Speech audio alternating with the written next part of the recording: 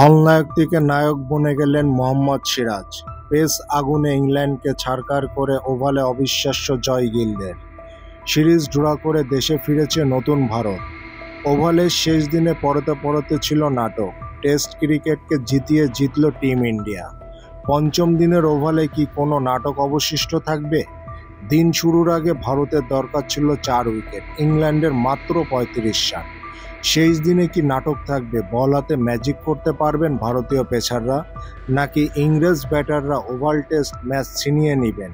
সেটা ঘটতে দিলেন না ভারতের পেসাররা। ওভালে অবিশ্বাস্য জয় পেল টিম ইন্ডিয়া। পেস ব্যাটারির চার্জে ইংল্যান্ডকে ছারখার করে 6 রানে জিতল গিলের নতুন ভারত। সেই সঙ্গে সিরিজও ড্র করে বিলেত থেকে ফিরেছে টিম ইন্ডিয়া। টেস্ট ক্রিকেটকে জিতিয়ে জিতল টিম ইন্ডিয়া। ভারতের দরকার 3 উইকেট, ইংল্যান্ডের মাত্র 27 রান। আরও একটি উইকেট তুলে নিলেন সিরাজ। এলবিডব্লিউ করলেন ওভারটনকে। ইংল্যান্ডের তখনও দরকার 20 রান। একটা আবেদন খারিজ করে দিলেন আম্পায়ার। শেষের দিকে কাঁধের চোট নিয়ে ব্যাট করতে নামলেন ক্রিস ওকস। টেস্ট ক্রিকেটের মজা পুরোপুরি উসুল করে নিলেন ক্রিকেট প্রেমীরা। মাথা ঠান্ডা, চোয়াল শক্ত। কামব্যাকের মন্ত্র যে এই টিমটাও জানে, সেটা বুঝিয়ে দিলেন শুভমান গিল।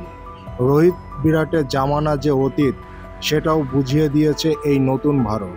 খেলাধুলার সকল নিউজ সবার আগে পেতে RR স্পোর্টস অফিসিয়াল চ্যানেলের সাথে থাকুন সবসময়।